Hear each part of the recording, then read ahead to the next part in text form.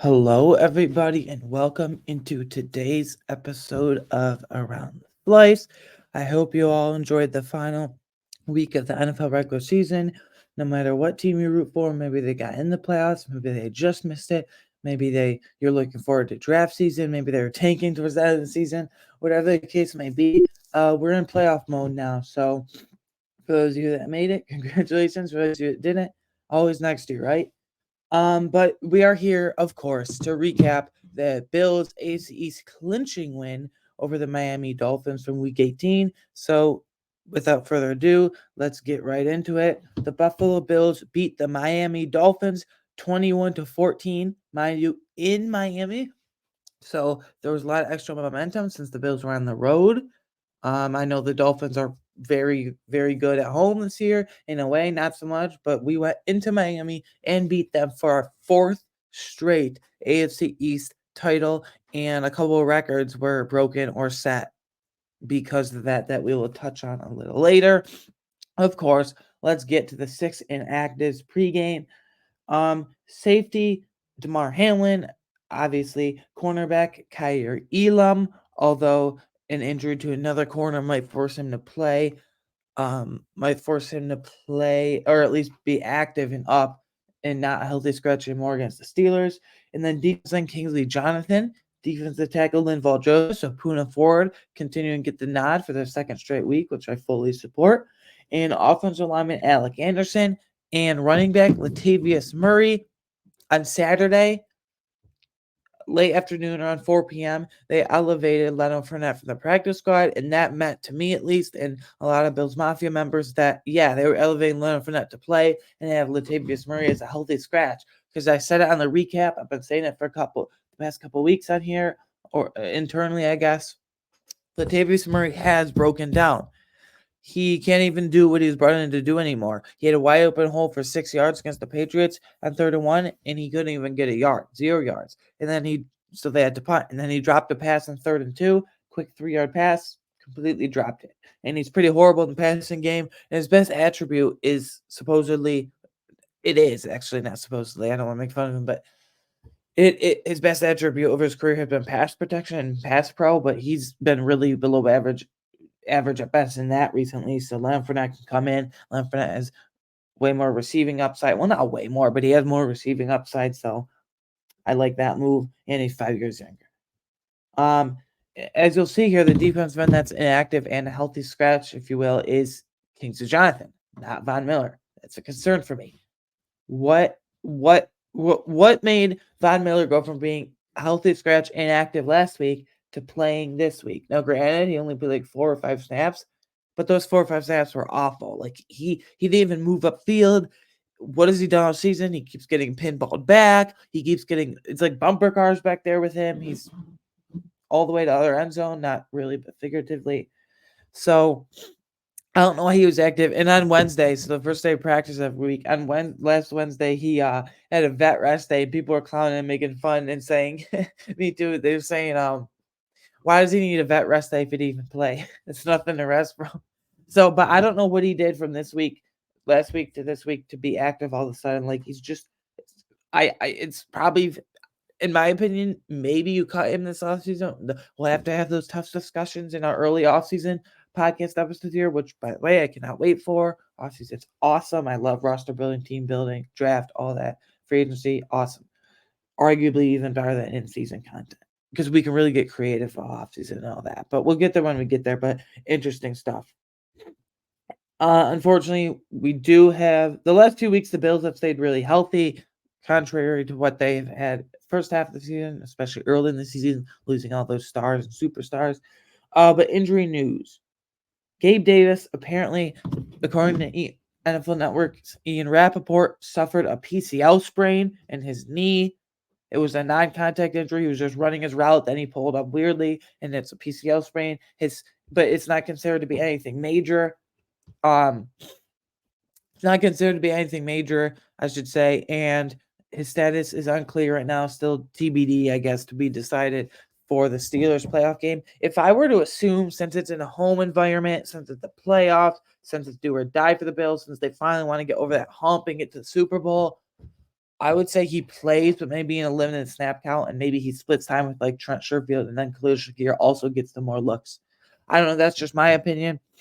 Now, I've been very adamantly not hating on Gabe Davis, but I've admitted that I'm not the biggest Gabe Davis fan, not even close. But still, even though I'm not the big Davis fan, the Bills are. So even if I'm not, that doesn't matter. My opinion goes out the window if they don't have Gabe Davis because they are big Gabe Davis fans. They really like him for some reason, but they really like his down the field ability. He's just too boomer bust for me personally, but it does take away something from the passing game because then if someone's on if they're bracketing Stephon Diggs, which teams do in the playoffs, Diggs always blows up in the playoffs. The Allen Diggs connection is unreal in the playoffs.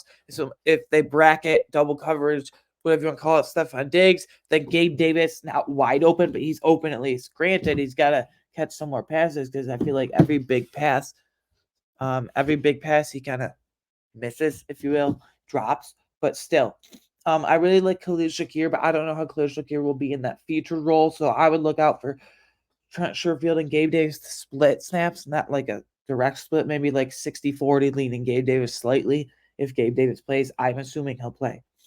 Next, Terrell Dotson suffered a shoulder injury. No further information is known at this time. We'll have to wait till tomorrow. So I'm recording this on Tuesday. We'll have to wait for official practice reports tomorrow.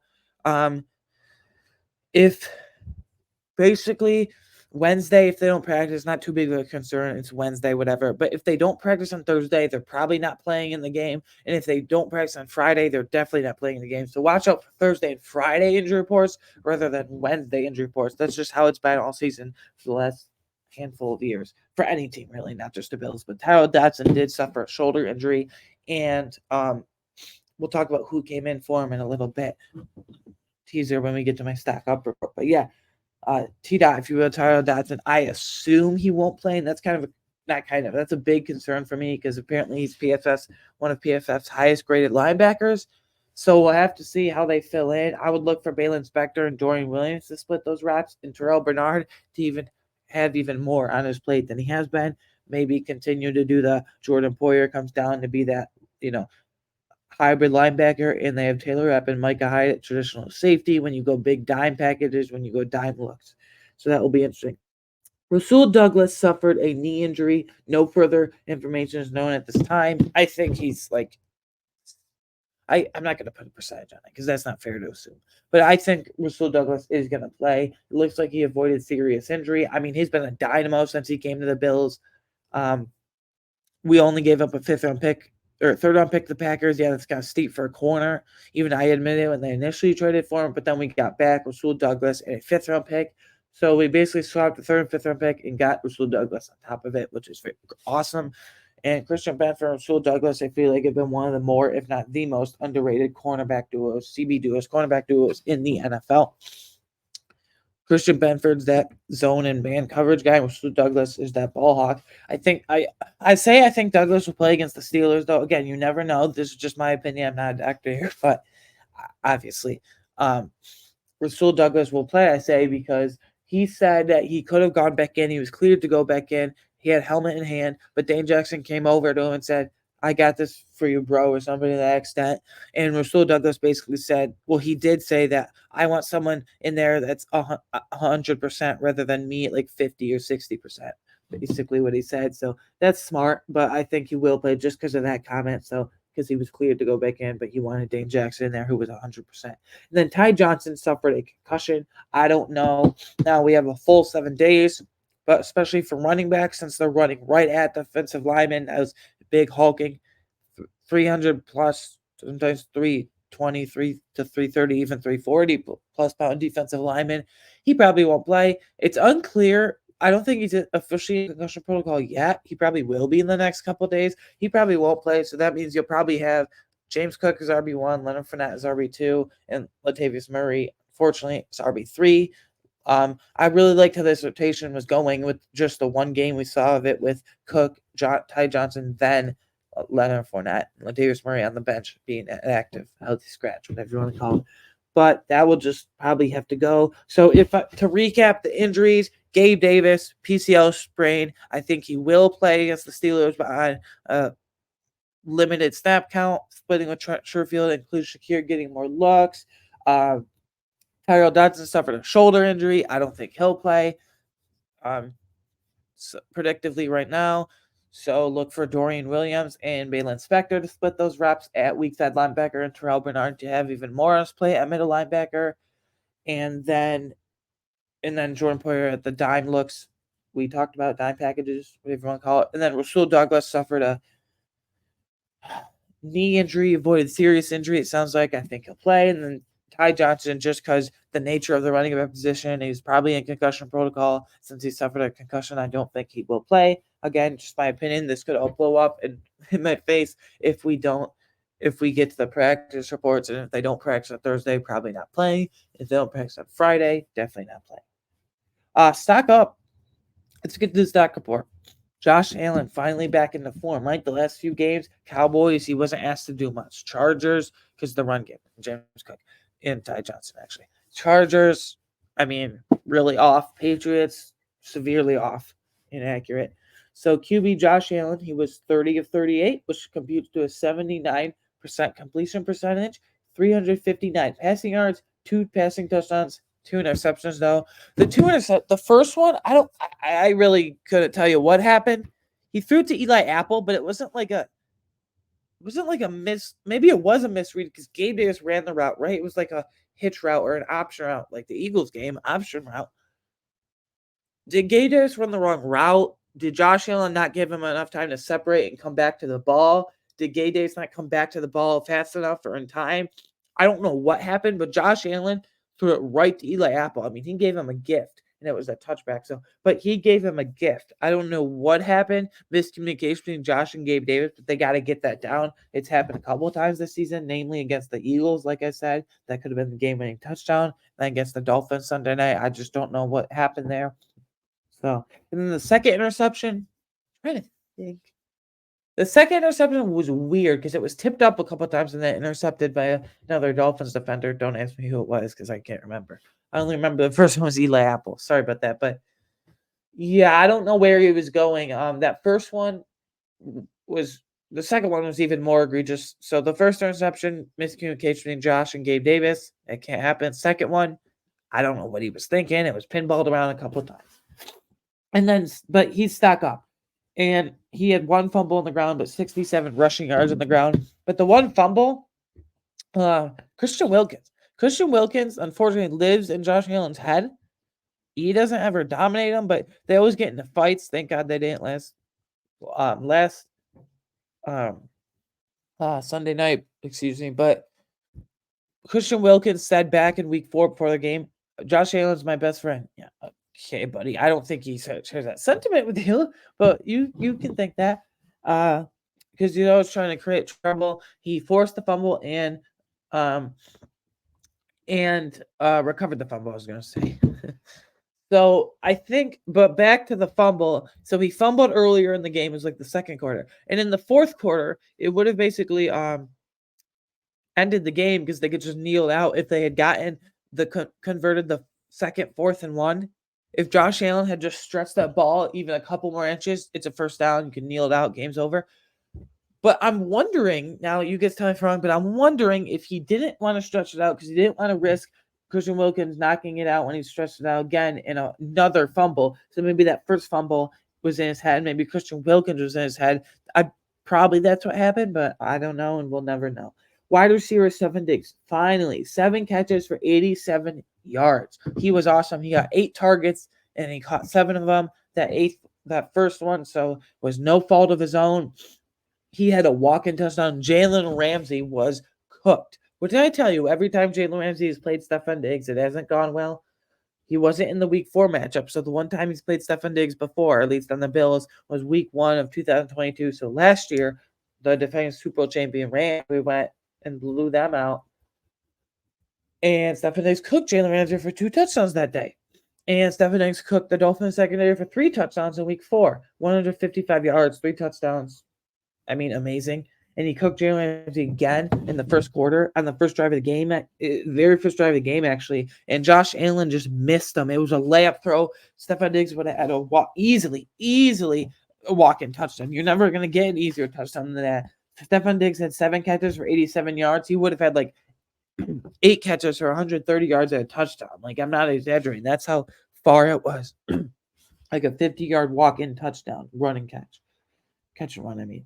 Wide receiver Khalil Shakir, 6 catches for 105 yards, leading receiver of the night, not in terms of catches, but in terms of like pure raw production in receiving yardage and really any yardage, other than Josh Allen, obviously. But you get my point.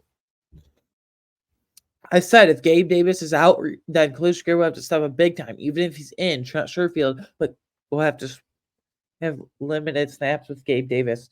But Khalil Shakir will have to step up big time. I really like Khalil Shakir as our future slot presence. Deontay Hardy totally fizzled out. Trent Sherfield we'll get to in a minute. I really like Khalil Shakir as our slot presence for the next 2 or 3 years. So, yeah. Speaking of Trent Sherfield, why receiver Trent Sherfield? He only had 3 catches for 24 yards, but a touchdown. That touchdown was amazing. It was like a fly ball in baseball. Josh Allen threw it off someone's helmet, and it just popped right up like 20 feet in the air. And Trent Sherfield came down with it, and he had the wherewithal to drag his feet. It was awesome. It was like now, I know nothing about baseball, but they referenced it. It was like a fly ball in baseball. It hits, Josh Allen threw it right into someone's helmet, and it popped up. Excuse me.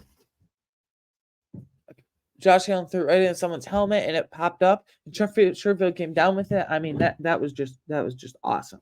And then next, wide receiver Deontay Hardy, big stock up, 98-yard punt return touchdown. He's a shifty punt returner. Doesn't do anything on offense. On offense, under net, he only had 1 catch or 12 yards, whatever. But this is what got us going. I can't remember. Did this give us the lead?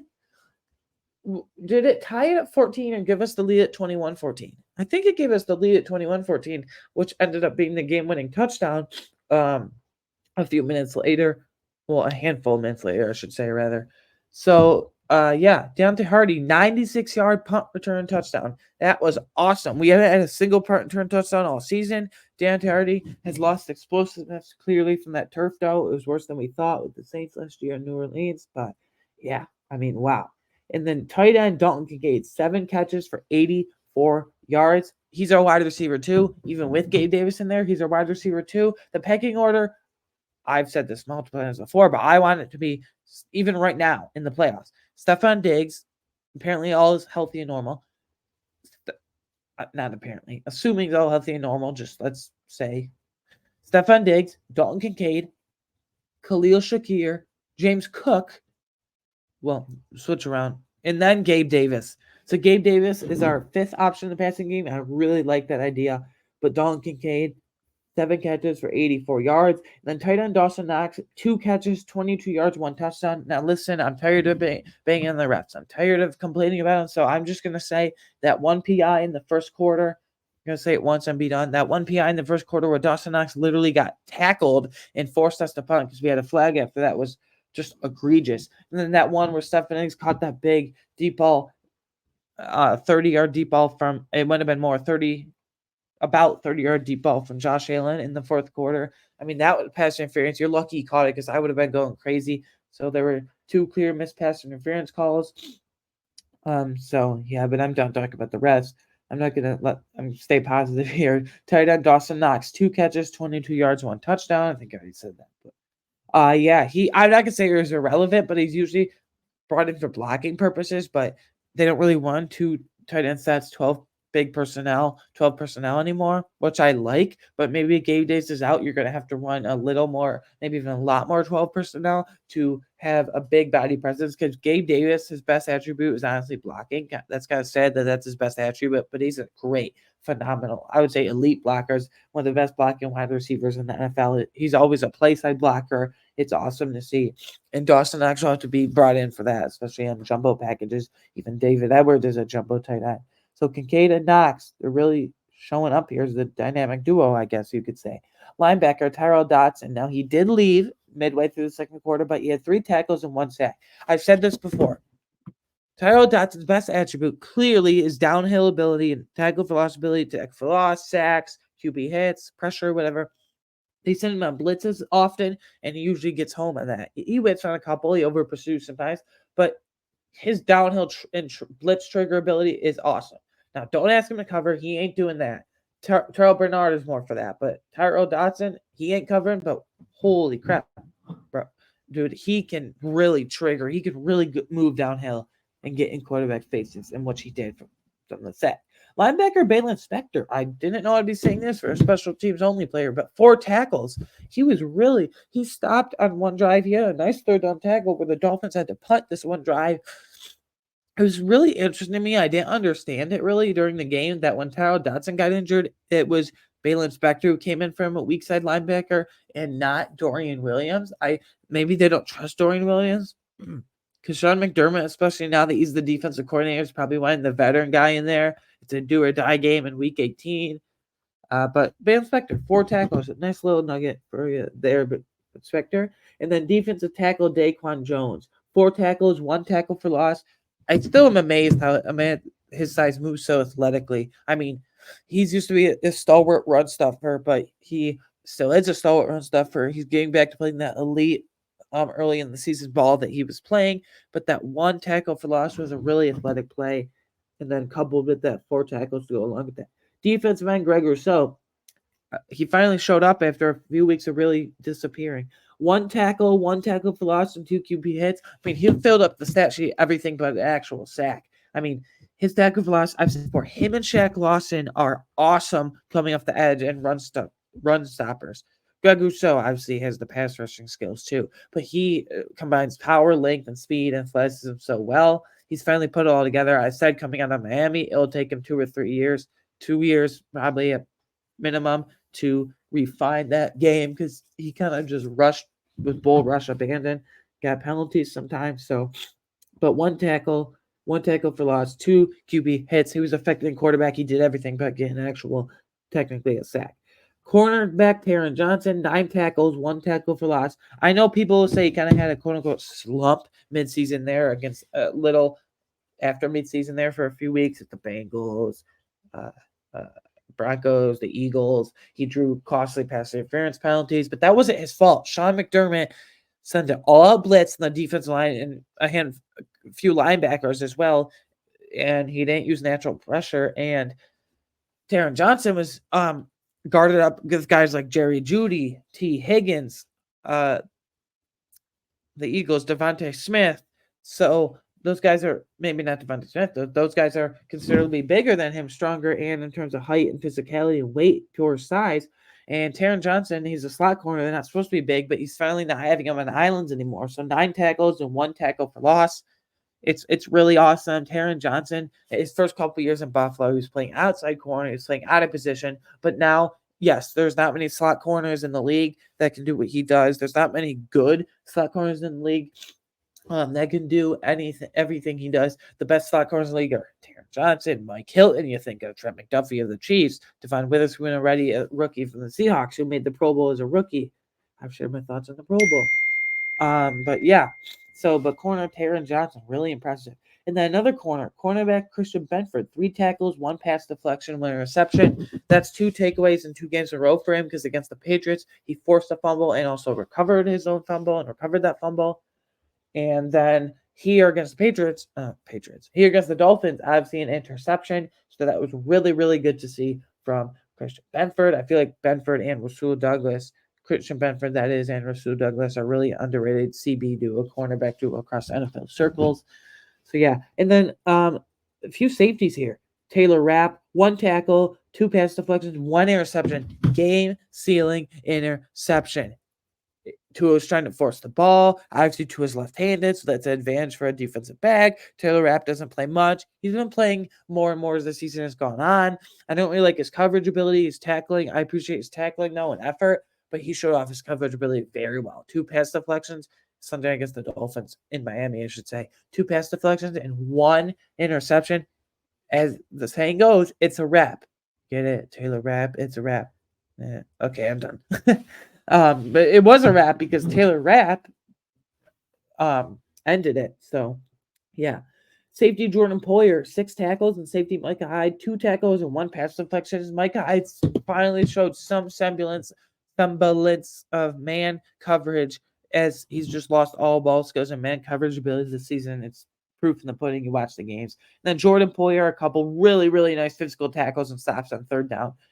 And then Sean McDermott, gotta praise Sean McDermott, right? Not just this game, but the second half of the season.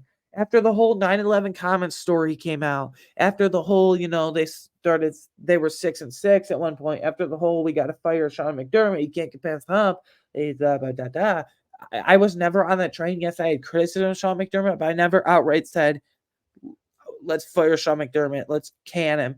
He belongs in the street, not the Bills coach anymore. No. I never said that. I just said I wouldn't be opposed to them doing it, but I never said let's do it. Because Sean McDermott's aggressiveness was awesome in this game. First, in the second quarter or something like that, he goes for a 4th and 1 on his own 35. That's like a Dan Campbell level of aggressiveness from the Dolphins. 4th and 1 from his own 35. In Sean McDermott's first 2 or 3 years in Buffalo, hell, he ain't doing that. But now that you have Josh Allen, literal stallion and alien at quarterback, you have that ability to do that. He goes at 4th and 1 from his own 35. And then they gave a generous spot to Miami, and they got the first down and 3rd and whatever. And he challenged it, and it was overturned. And then the Dolphins had to punt it, and we got a touchdown off of that. I think it was the game-tying touchdown drive that tied it up at 14 from the Dawson Knox touchdown, the second touchdown game. So clap it up for Sean McDermott. His aggressiveness was on point this game. And also, he's stopped at the all-blitz tendencies on this 5-game win streak. I mean, he got this team moving. And then Brandon Beane, usually don't talk about general manager and stock up, but another clap because we've talked before, his willingness to go with his gut and stick with guys like Terrell Bernard and Spencer Brown. That is awesome. Young guys contributing, first and second-year players that he drafted. James Cook, Dalton Kincaid, undrafted free agent UDFA from 2019 that's starting now. So I'm playing very well. Tyrell Dotson. And then obviously free agent signings that haven't done really anything all year, but really, and then a rookie, Osiris Torrance, who's doing he's kind of hit a rookie wall the last few weeks. He started off really hot though the first half of the season, and then we have guys that like I was alluding to before I went on the Osiris Torrance thing. Guys are contributing like free agent signings that haven't done anything all year, like Trent Shorefield, like Deontay Hardy with that huge kick return touchdown. So Sean McDermott, head coach, Brandon Beane, general manager, building this Super Bowl caliber roster. Honestly, every year is just better. And then Leonard Floyd, what addition. He has had 10.5 sacks and disappeared the last few weeks. He's got to come back to earth here. He's got to come back up here again. But what he's done is a late June addition. I mean, just 3 months before the season starts, give or take. That was awesome. So Sean McDermott, Brandon Beane, you deserve your flowers. End the season on a right note. Mix. I only had one here because it's really positive this game. Cornerback Dane Jackson, 3 tackles and 1 pass deflection.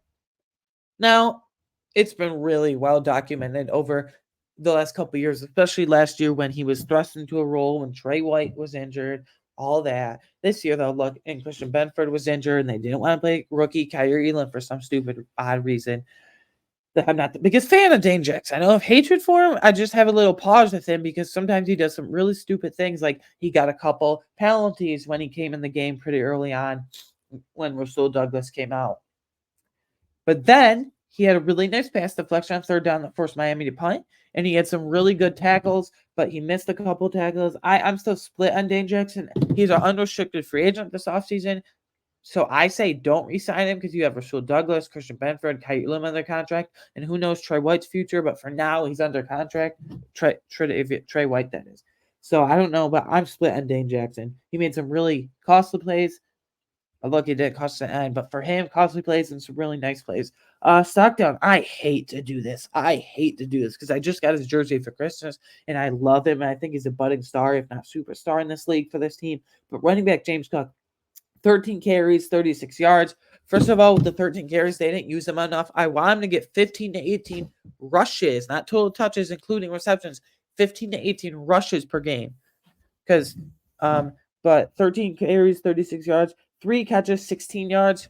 He would have had 4 catches, like 26 yards, 20 1 yards and a touchdown, that 5-yard touchdown pass he dropped. I mean, he cooked his defender. You don't really say a running back cooks a defender, but he cooked linebacker, safety, whoever the hell it was. He cooked him. What a move. He made a nice little spin move on him, and he dropped the touchdown pass. You can't do that. And then defensive line pressure. It was really, really inconsistent. We had 1 sack this whole game, and it was from a linebacker, Tyrell Dodson, who ended up leaving the game. No Ed Oliver sack, no Greg Rousseau, but Greg Rousseau did everything except get a sack. Leonard Floyd, AJ Epinesa was disappearing, although it is Epinesa's second game back from the rib injury after he missed 2 games and then played against the Patriots last week and now against the Dolphins, although I think he was limited snap count last night. I didn't see him much. He didn't record a single tackle, anything. But defensive line pressure has to show up more. The whole end of half sequence, too, it was so botched and weird. First, you go from 1st and 10 from the 5, or 1st and goal, I should say, from the 5, and you have James Cook dropping a wide open touchdown pass, then you have an incomplete pass, and then on 3rd down with like 10 seconds left, you throw it to Ty Johnson, and at the 1 yard line, he's short of the end zone. You have no timeouts left, so you're trying to kneel it, but you ran out of time. It was just a whole botched sequence at the end of the first half. Not good, guys. They should have, Sean McDermott, you got to throw that into the end zone. Great game. You severely outcoached Mike McDaniel. Every time they went to Mike McDaniel in the second half, he just looked lost. He abandons the run way too much. They had 100 yards rushing in the first half. In the second half, they only had 3 carries total from Devon Achane. 3 carries total and 7 yards in the second half. So, yeah, but you got to throw that in the end zone. It's either end zone or nothing there. If it's incomplete in the end zone, whatever, field goal to go up at halftime. Well, not to go up, but you know what I mean. And then speaking of run defense, leaky run defense in the first half, like very leaky. 100 yards to Devon Achane in the first half. I don't really understand how that happened. But I mean, it is what it is. Luckily, they abandoned the run. McDaniel got severely outcoached and abandoned the run the second half and went away from it for some reason. Don't ask me. I'm not Mike McDaniel, but hey, I'm happy he abandoned the run. Big slice of the game award. Wide receiver Deontay Hardy. I mean, props to him after not doing anything all season. He does nothing on offense. He plays like 2 or 3 snaps a game. That's his workload. Gets like no targets at all, comes in, gives us the lead off of a punt return touchdown, which I believe ended up being the game-winning touchdown at the time. We didn't know it, but since we won 21-14, and he gave us that 21-14 lead, it was. I could have gone Stephon Diggs here, but that's too obvious. I could have gone Josh Allen here. I really could have gone Dalton Kincaid. A lot of guys deserve that, but I say Deontay Hardy for finally waking up and doing something in the return game. Burnt slice of the game award. I have nobody. Like, Dane Jackson was mixed for me, but like James Cook dropping a wide open touchdown pass, but I don't want to slam James Cook like that. Dane Jackson, I'm wishy-washy on, but like, I mean, he didn't do anything to like cost us in the end of it, end result. So nobody for burnt slice of the game award, which that's only happened, I think, the second time this season that's happened. Week 4 against Miami, it was the other time, funny enough. Reflecting on 5 game predictions from preview, these were underdog fantasy player props. Tua Tagovailoa over 0.5 interceptions. That was easy. It happened. He got 2. Tyreek Hill, and this wasn't a player prop because Tyreek Hill didn't have any props when I checked it in the preview last Thursday. So I made this up. Tyreek Hill's held to under 85 receiving yards. That happened barely, but it happened by 3 yards. He had 82. So 2 of 2 so far. Josh Allen over 1.5 passing touchdowns. He finally got back to his groove, 300-plus yards passing and 2 passing touchdowns. So that happened. Stephon Diggs over 59.5 receiving yards. That easily happened. He had 87. And like I said, he would have had like 120, 130 and touchdown. Josh had just laid that easy walk-in touchdown up for him. And then Bills win the game. I said 31-24. Bills won, but the exact score wasn't right. They ended up winning 21-14. So they won by 7. The score is a bit off. So I'll give myself 4.5 out of 5 on that. Easily my best rate on picks, whatever you want to call it, hit rate. There it is. Hit rate on 5 predictions like we do every week. Bills records that were set and broken Sunday night. We actually got a few here. Dalton Kincaid got to 73 catches on the season this year, meaning he surpassed Pete Metzler's mark of 68 catches set in 1993 to become the Bills' single-season all-time tight end receptions leader. I know that's a mouthful, but Dalton Kincaid with 73 receptions is now the Bills' single-season tight ends receptions leader. Not just for rookie tight end Bills franchise history, tight end altogether. That shows you they don't have much tight end. success in their league history. But Pete Metzelaars was, according to my dad, don't ask me. I was born 2003. I was born 10 years after 1993 when he said it. So what would I know? But apparently, I should put highlights of him. But apparently, he was really good. So yeah, Josh Allen led the. This isn't a record, but this is so cool. Josh Allen led the league this year in total touchdowns with 44 and total yards at 4,830 as well. I mean, come on, man. That's something. That is something. He had 10 more rushing yards in the season than Devon Achane, who got off to one of the hottest starts we've ever seen.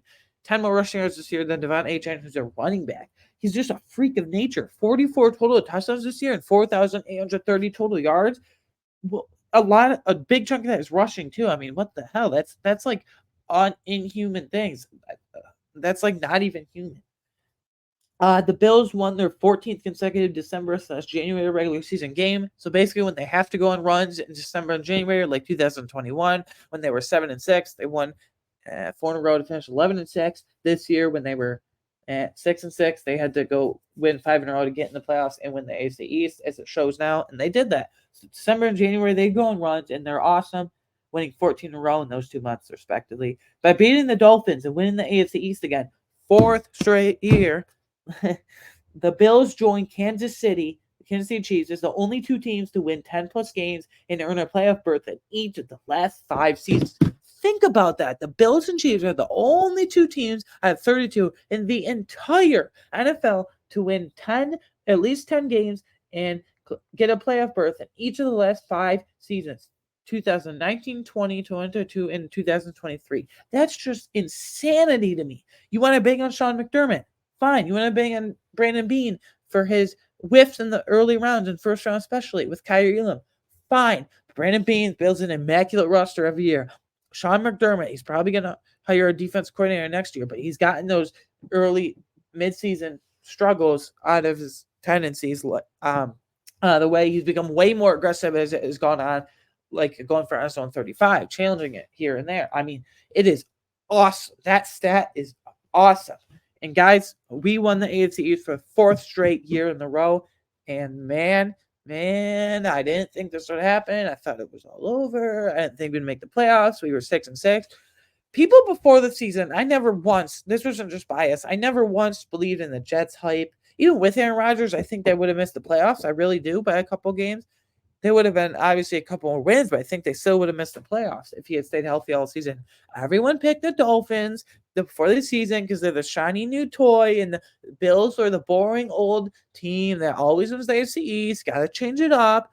No, you don't.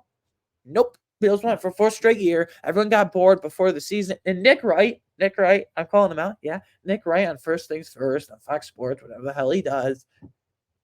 He said the Bills at 6-6. There is 0% chance that the Buffalo Bills make the playoffs. They are not winning 5 games in a row, he says, on November 27th. Well, what do we do now, Nick? Right? It feels I'm embarrassed for him, honestly. He makes a buffoon of himself. But whatever. Anyway, coming up on content this week on the channel, we got a lot going on. As the week goes on, so Wednesday, Thursday, Friday, within the next few days, we have full playoff bracket. How will that shake out all the way from the wild card round this weekend to the Super Bowl in February? I think it's February 11th. And then we got power ranking the 14 playoff teams. Excuse me. And then we got power ranking the 14 playoff teams based on how they are coming into the season. Some of them are really cold, some of them are really hot, some of them are in between. So we'll do that. And then obviously Thursday, the big Bills Steelers preview. So a lot of content coming up on the Around the Slice YouTube channel here. So that's why if you're listening, I appreciate you, but I really do encourage you to come over to the YouTube channel Around the Slice on YouTube. And speaking of where you can find me personally on Twitter at AWeingartner13. You can follow the show on Twitter at Around Slice. I do have a TikTok where I post shorts sometimes, occasionally. Sometimes I forget. Post now. But there'll be a lot of content there. If any breaking news comes where I can't get to my laptop or whatever, I'll just do it on my phone quick and break it there on TikTok. And then you can watch / listen to this podcast on YouTube, of course, but YouTube, Apple, Spotify, or wherever you get your favorite podcast, wherever you pod. And then finally, I know this is a mouthful, but finally, you can support me on Patreon for just $3 a month. You get extra exclusive content. Again, that's just $3 a month. not found in the podcast, it's patreon.com/aroundtheslice. So yeah, Bills Steelers playoff game in Buffalo, but 4 straight AFC East titles. Okay, I'm done with that. Yeah. I just don't know what to say. This is just a surreal moment. I don't know. Going from 6-6 to 11-6 and 4 straight AFC East titles. Yeah, okay. I'm done. Bye.